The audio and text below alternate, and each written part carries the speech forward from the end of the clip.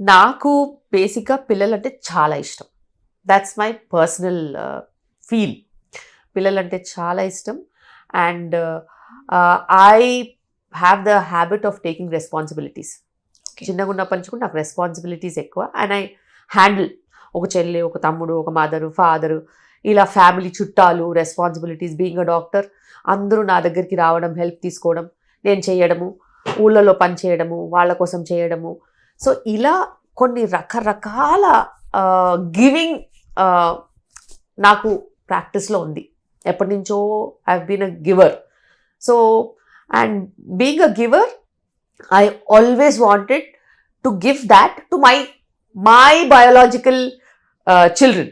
Yes. Then when I had children, I was blessed. It's a complete motherhood thing.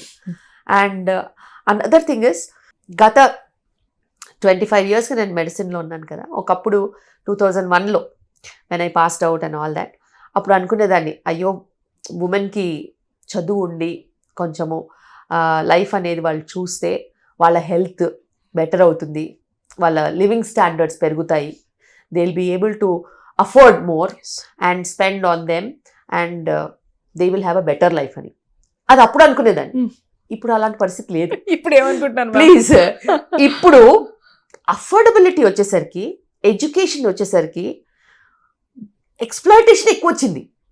ఒకప్పుడు చూడనంత PCOD, ఒకప్పుడు చూడనంత endometriosis, adenomyosis, fibroids, gynaecological problems, infections, infertility, inability to conceive, again obesity related problems, ఇవి వచ్చేసాయి ఏంటండి బాబు. చదువు వస్తే సంస్కారం వస్తుంది, ఆరోగ్యం వస్తుంది అని అనుకుంటే, ఆరోగ్యం దేవుడెరుగు. ఆరోగ్యం కంటే ముందు ఇవన్నీ వచ్చేసాయి. ఎందుకు మ్యామ్ ఉమెన్ అవసరం కన్నా ఎక్కువ డెవలప్ అయ్యారు అనుకుంటున్నారు? డెవలప్ కాదు, వర్క్ లైఫ్ బ్యాలెన్స్ లేదు. వర్క్ లైఫ్ బ్యాలెన్స్ లేదు. ఎడ్యుకేషన్ వచ్చినప్పటికీ వాళ్ళ ప్రయారిటీస్ వాళ్ళకి అర్థం కావట్లేదు. ఎక్స్టెండెడ్ అవర్స్ ఆఫ్ వర్క్ అన్నా ఉంటుంది, లేకపోతే చిన్న ఏజ్ నుంచి కౌచ్ పొటాటోస్ అయిపోయి కూర్చొని తినడం చదువుకోవడం అలా ఒకటి. దాని తర్వాత ఉద్యోగాలు కూడా మళ్ళీ కూర్చొని చేసేవే వస్తున్నాయి. ఫిజికల్ లేబర్ మొత్తం తగ్గిపోయింది. టెక్నాలజీ దండం పెట్టాలి, అవి మనకి రోగాలు తెచ్చింది తప్పితే నిజంగా ఏదైతే ఉమెన్కి ఇంత ముందు ఫిట్నెస్ ఉండే కదా, like look at your grand mother, look at your mother, వాళ్ళ ఫిట్నెస్ లెవెల్కి మన fitness level we don't even half of it. So half fitness level కూడా ఎందుకు మనకి లేదంటే, మనకి ఫుల్ టెక్నాలజీ వచ్చేసింది కాబట్టి. అటు మిక్సీస్ వచ్చేసాయి, అటు వాషింగ్ మిషన్స్ వచ్చేసాయి, వెళ్ళడానికి వెహికల్స్ వచ్చేసాయి, పబ్లిక్ ట్రాన్స్పోర్ట్ వచ్చేసింది, అండ్ బటన్తో గ్రాసరీస్ ఇంటికి వచ్చాయి. Everything is so sophisticated, does not want you to move, want you to sit down at one place and spend the money what you earn. So earning ఎలా పెరిగిందో spending కూడా అలా పెంచేసారు. So మిగిలేదు అక్కడ ఏం లేదు, అనారోగ్యం తప్పితే. సో అలా ఉమెన్ ఒక విషియస్ సైకిల్లో పడిపోయారు. నేను ఇప్పుడు ఇది అర్బన్ పాపులేషన్ గురించి చెప్పొచ్చు మీరు అనుకుంటారు, కానీ రూరల్ పాపులేషన్లో కూడా అదే ఉంది. ఎలా అలా అయిపోయింది.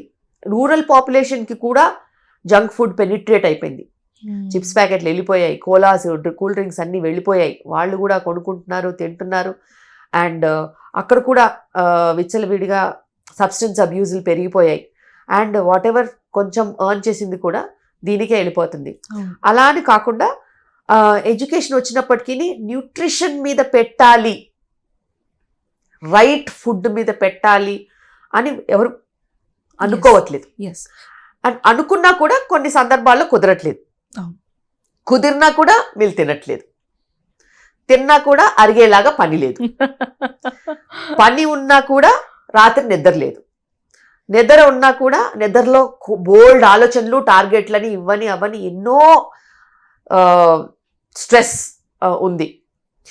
అసలు ఇంతకుముందు పెందలాడే 5 o'clockకి లేచి ఈవినింగ్ 7:30, 8 అంతా పడుకునేవాళ్ళు. ఇది సర్కాడియన్ రిథమ్. ఇది ఇప్పుడు మొత్తం పోయి లేట్గా లేవడం, లేట్గా పడుకోవడం అయిపోతుంది.